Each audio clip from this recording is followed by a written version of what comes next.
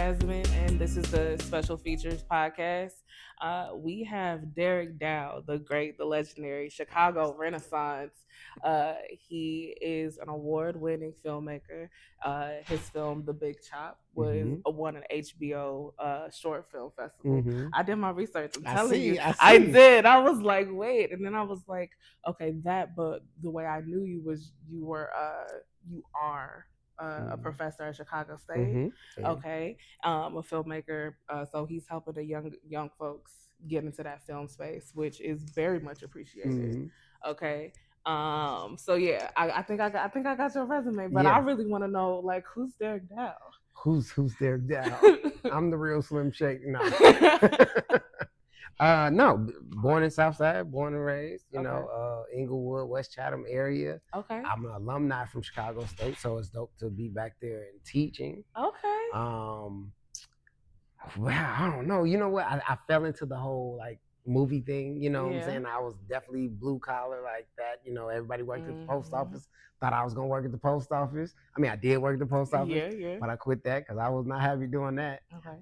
And just pretty much just fell into something and just was like, yo, you know, I think I kind of like this film stuff. I mean, I've always been a film buff, loved film, watching films for the same reason a lot of us say, you know, it's great escapism and stuff like that. And then it just kind of fell into being one of my callings. I started acting for a little bit, and then I got tired of being a drug dealer and a gangbanger.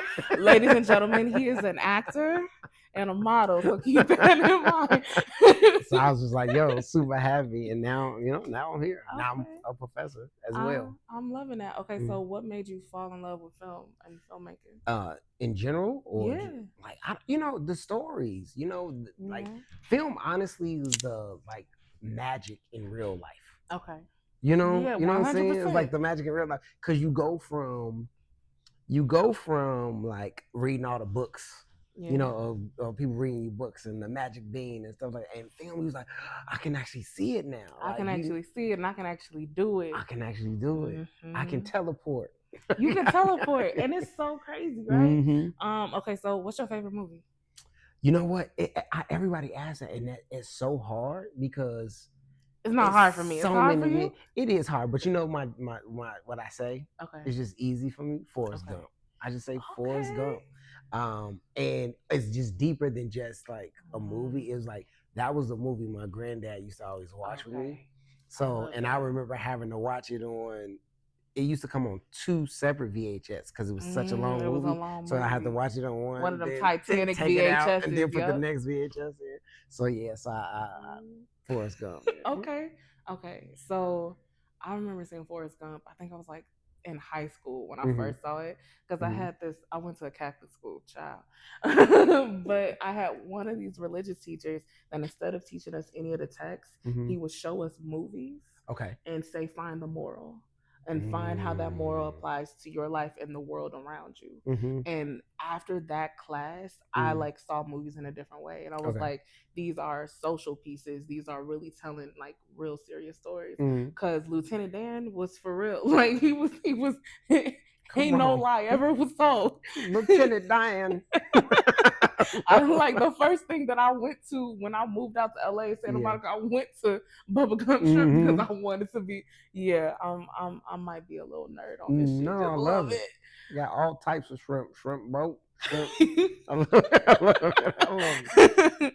I was like, and I think that seeing that black man on screen, I was like, and he was smart. It was, you were telling a story like, okay, so you think this way about this black man, and having this interaction with him changed your entire perspective. And I think that having that interaction with Lieutenant Dan was what made him go crazy and go run for something instead of, you know, from something. Right.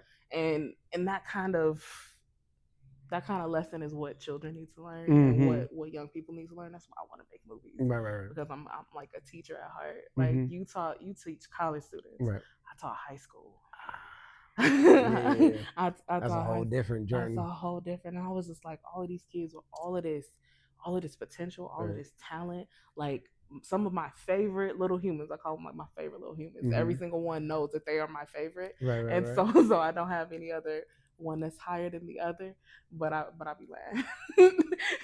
We always got a favorite. I be lying.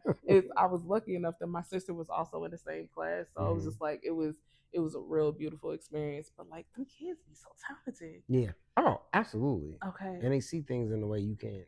So what kind of work do you do with them? With my students? Yeah. Oh man. So honestly, right now I constantly change the program depending on what I notice they is geared for. Mm-hmm. But like say in my intro class, we always do I say tell me a story, right? Okay. Because they're just learning stuff, so I can't expect them to be super dope with the cameras. So I start with what you keep in your pocket, a phone, right? Okay. And I help you do your composition that way. Okay. Let's start with the base. Let's start a composition. Go tell me a story about you in 10 pictures.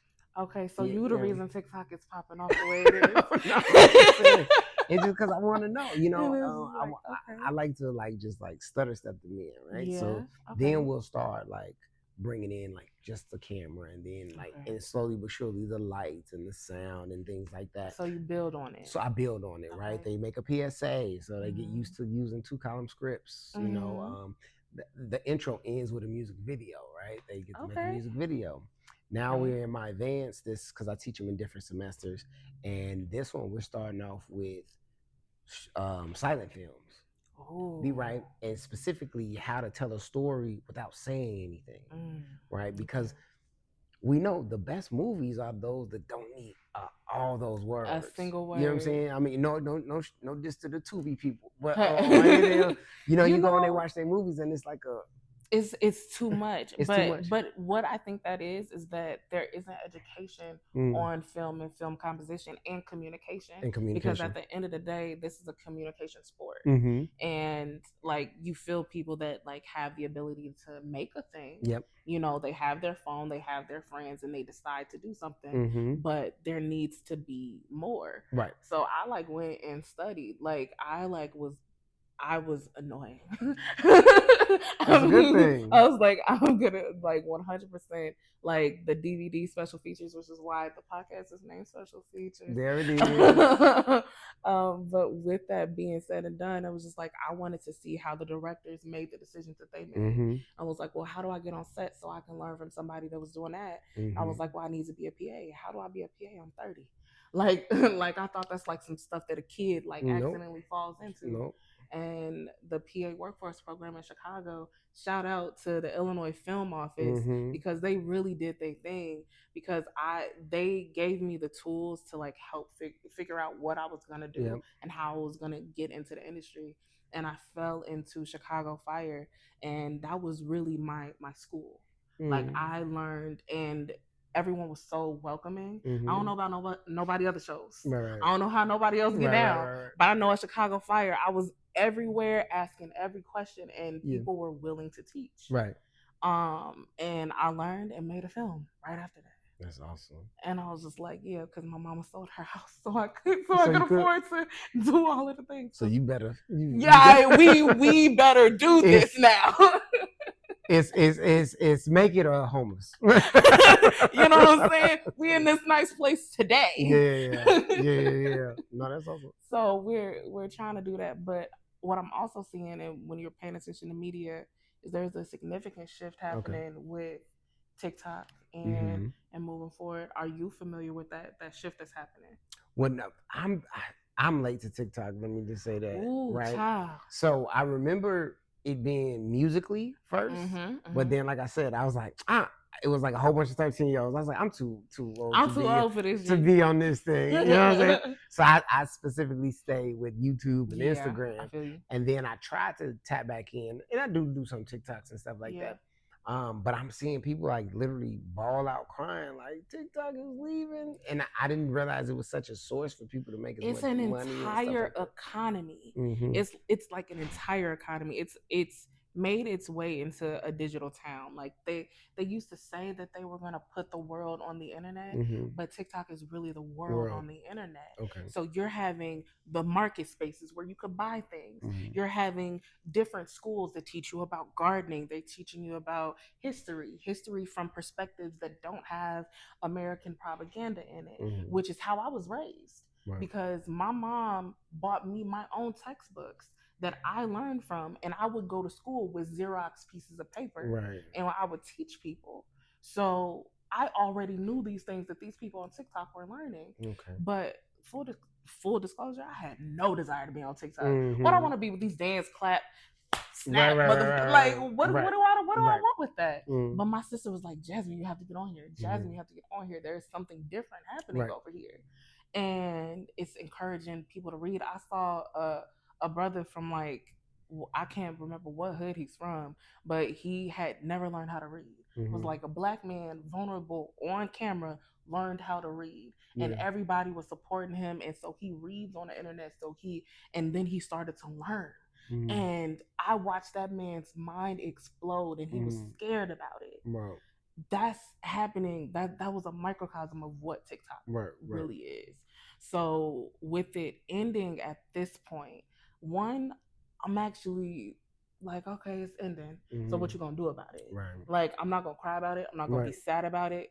I've also been watching it instead of participating, because that's what, like, it's a whole bunch of people making a bag. Like Keith Lee. Yeah. Keith Lee, hi. Yeah. Right, there you go. My name is Jasmine. Just in case you wanna come sit here. Derek Dow has been here, so you also need to come there. That's how I feel about that. I love it.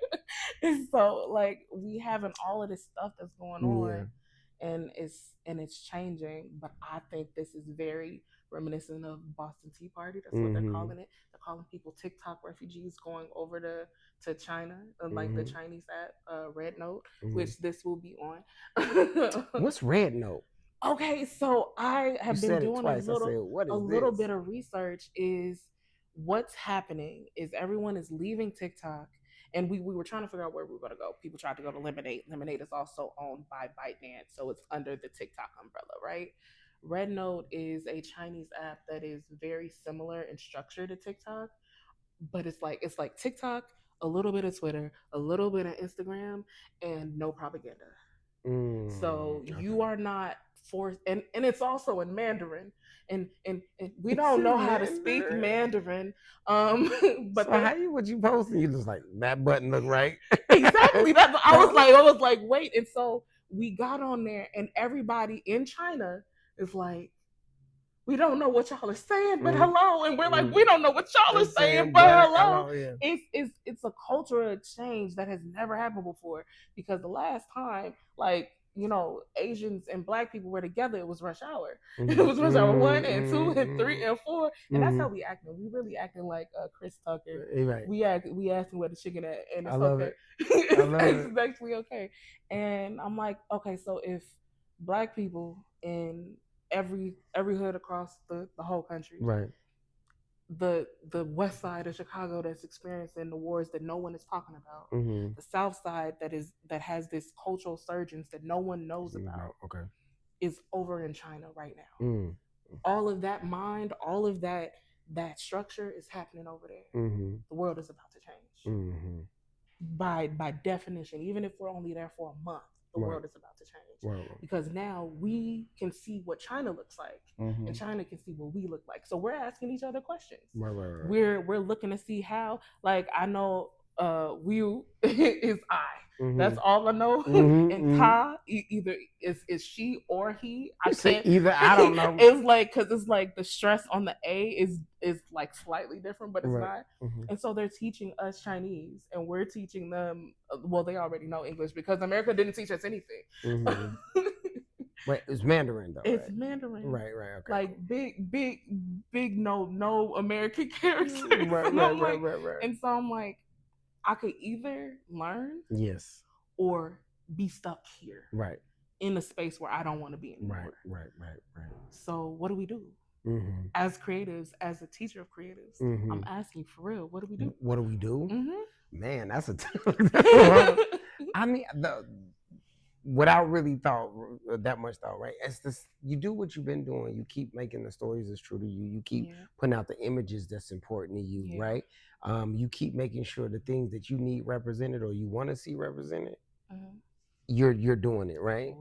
I just really always thought that was important because you have a lot of people who go, and this isn't anything, even not in film, you complain, you have this is the problem, this is the problem. I see you posting this on IG. I be like, Derek be spitting. So what are we gonna do then? If it's the problem, you can't just wait for the Derek, what are you gonna do? How are you changing the film industry? How am I doing it? Well, one student at a time. First, we start there. So I do that because even with the music video I was just working on, I made sure I always bring some students with me. Like, yo, I need let my students come. Always work that out. Then too, just always staying like true to myself. Even on my social medias, I don't follow trends just because it's hitting. I try to be. I tell people I'm a total person. I'm a complete person, right? I like that because the way the industry has for everybody, especially Black people, you have to be one specific thing. No. And I am a poet. I say this with humility, but I'm starting to stand in it. I'm a visionary. I'm a producer. I have been doing all of these different things, and you just want me to be the fat Black lady that screams and sings and claps and is somebody's best friend, but actually that is my support character. Right. I'm the main character. Right. You know what I'm saying? So I like that. It's important. I think, and I if you, as long as you. It's hard for anybody to cancel you or for you to fall off as long as you living in that, right? If you're just like presenting, if I was just like, oh, I'm the professor and I'm this, and that's the only thing, then the minute I do anything outside of that brand, I'm falling off. It's your falling off. But no, I'm the professor, I'm the brother, I'm the friend. I like to party. I'm everywhere. Didn't answer the call for the movie because when I say like Priceless, I called him, but he was too busy. He was too busy to be in a movie. That's when I was going to Mexico. He was in Mexico. He was in Mexico learning Spanish, but he don't want to learn Mandarin. No, that's not true. I was in Mexico. When you hit me, I was like, man, I would have loved to, but I was in Mexico. And it's just like, there's gonna be more. Trust me. Trust me. I can't. When are you gonna screen it? Okay, so we're putting it into festivals. We actually just finished the edit this week. Oh, perfect. Like completely finished the edit, so it's about to start. How long is it? It is 18 minutes. Okay. So it's a thick one. So it's she thick. She stay thick. Okay. But something in the movie, it was just like the main male character asks his older brother, which was the character that I wanted you to be in. He asked his brother, is like, so what does it mean to be a man? He's like, I don't know, maybe like making money so can't nobody tell me shit. And his brother's like, that sounds lonely.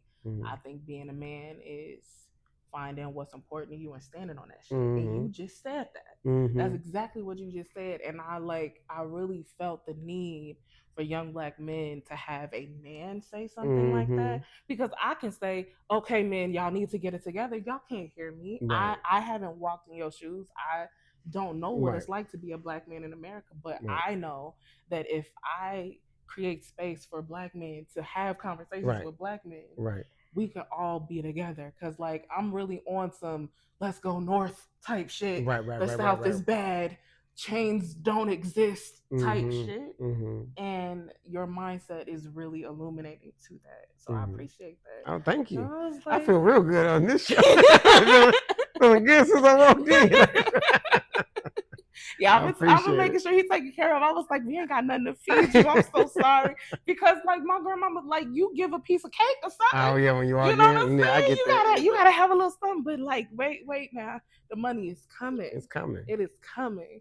And I want to make sure that Chicago turns into the hub. Like, so you are the Spike Lee that everyone is trying to have a conversation with, but you're accessible because we all have the bar downstairs. Right. And that could change how communication happens in Chicago. And I find that really important. That's why I really wanted to talk to you, because I see you.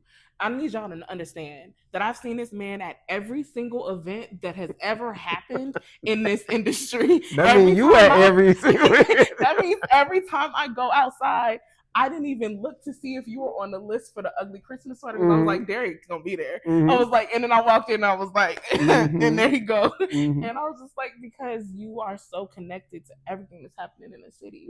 If we all band together, because the phones work. The phones work. The talent and the education is here, right? And we have students that are hungry with talent and vision. We have visionaries who need to be brought into the light a little bit, and voices that need to be heard, but they need to be polished. Right. They need to go through the work because, like 10 years ago, Jasmine could not say any of these things. Right. You know what I'm saying? I didn't have this internal power. Right.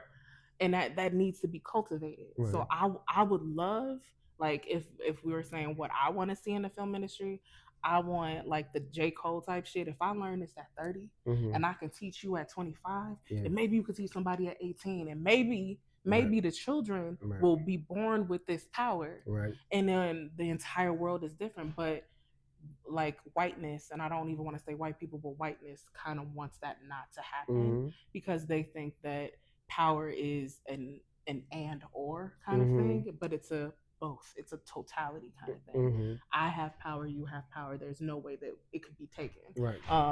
The white man that I fell in love with a couple of days ago. Where is he here? He's downstairs. Okay. He's downstairs. We like to bring him out. Next episode, I promise I'm gonna get him on the show. But he doesn't know that I fell in love with him. So hey, what's up? Ooh, that's a Temptation song. Just my imagination. You know what's actually crazy? I met him and started writing poetry. Oh, like writing. He awoken something in you. Like I called my best friend and saying, what's the name? Wicked, something has changed within me. She was like, bitch, you crazy.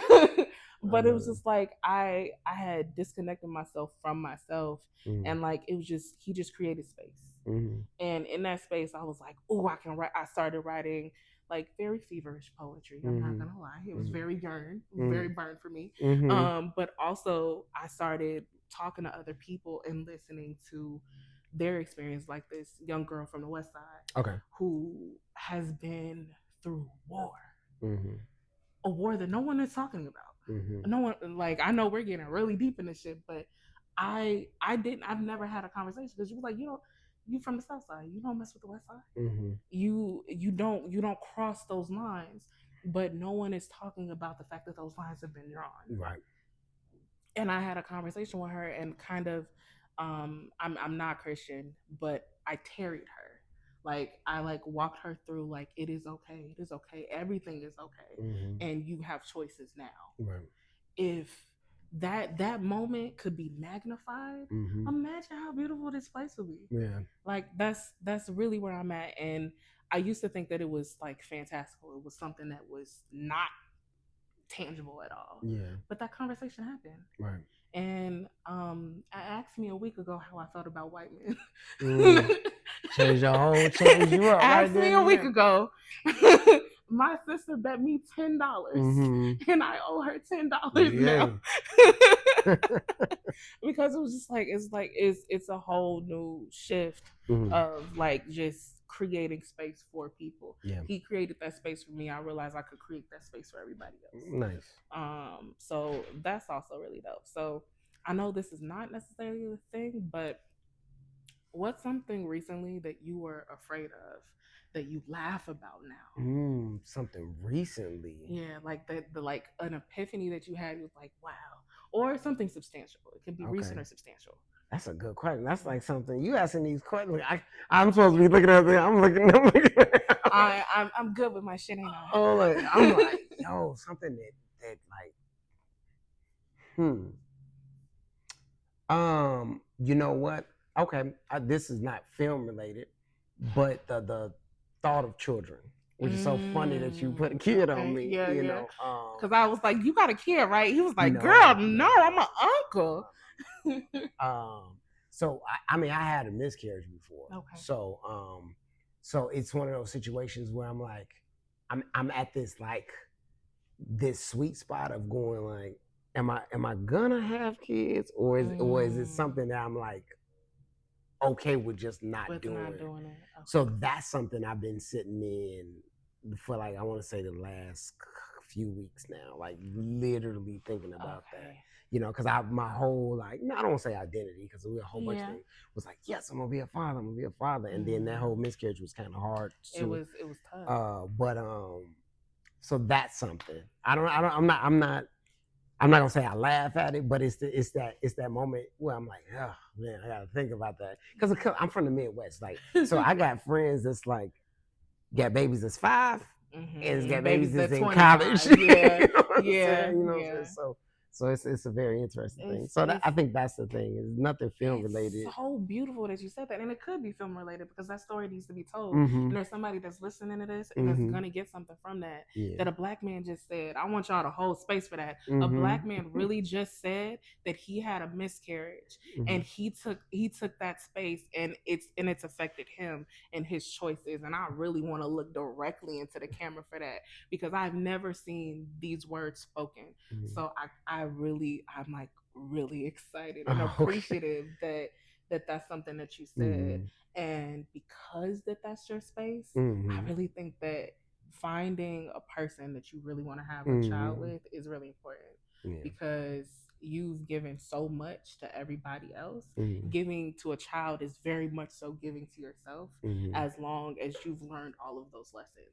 And I realized that there have been a lot of black men that have not intentionally thought about having children before, or intentionally took any participation in the childbearing process. So miscarriages and stillbirths, all of those things that do happen, you took residence in that, and I've never seen that. So I think that's really important. So if you were on the fence, I think finding love first. So get back over there. But I'm telling you, thank you. I'm telling you that I'm telling you, a week ago, I did not think love was like a thing for me. I was I was resigned. I was outside screaming into the wind. Like really, really, really outside screaming to the wind. And the difference between that is, instead of taking the elevator down, I took the stairs. That's literally the only difference. I just went to the same place a little bit different. My mindset was different when I went there, just by taking the stairs, and love was sitting right there. And I mean that literally. The man that I was like, this is what love feels like, was sitting right there waiting for me. And then the next day he got cute for me. So I was like, okay. He got cute. He was like, had his sleeves out, had his tattoo sleeves out, I like a little bit of rough, you know what I'm saying? So I'm like, so it was just like all of that just because I took the stairs. And I'm thinking about all kinds of future about myself, like empowered myself, and also realized that somebody else could also be in that power and not take anything from it. I'm like, oh, I love this. And I was like, even if he isn't the one, I know I am. So now I'm like, all right, I'm cool. There you go. So I like that. Yeah, you're not the one. I am. Yeah, that's wrong. Yeah, you know. Somebody put that in the rap. Like I be spitting. I'm a poet, and I do know it. Love it. So okay, we are wrapping. So I just want you to promote anything that's really important to you right now. Oh man. Well, I mean, the simple stuff, right? Derek Dow on all social medias. Yes, DEREK DDOW on all social medias. Keep it simple. I am looking to do a micro studio. And I need to say that as many times as I can. Yes. As many times as I can. Come on, Derek Dow in Chicago with a micro studio. Yeah, stop playing with him. Stop playing with him. Where projects are being made and people are having ownership through sweat equity, because I'm surrounded by enough talented people where everybody's like, yo, if only we can get a budget, we get a budget. I'm like, but we've been going out directing, shooting, and editing and stuff for other people for pennies, when it's like, yo, just let's look at the scope of this. What would your rate normally be? This is what your rate would be. All right, this is your percentage of the film if and when we sell. Now it's always a gamble, but at least we've been doing this free over here. We get nothing what they do on the end. But like this, if it sell 100,000, If you know it sell 100,000, everybody gets a cut. Everybody gets a cut. I'm big on everybody. Yeah. So if we can keep intimate stories, personal stories that feel good, 1 or 2 locations, that we can maximize the production value. Yeah. And then try to push it how we can. Like, well, I mean, Big Chop probably was like $5,000 to make. You know what I'm saying? Okay. Maybe 7, like if you think of some after stuff. But we've made well over $30,000 for that film, for that short film, right? That's so beautiful.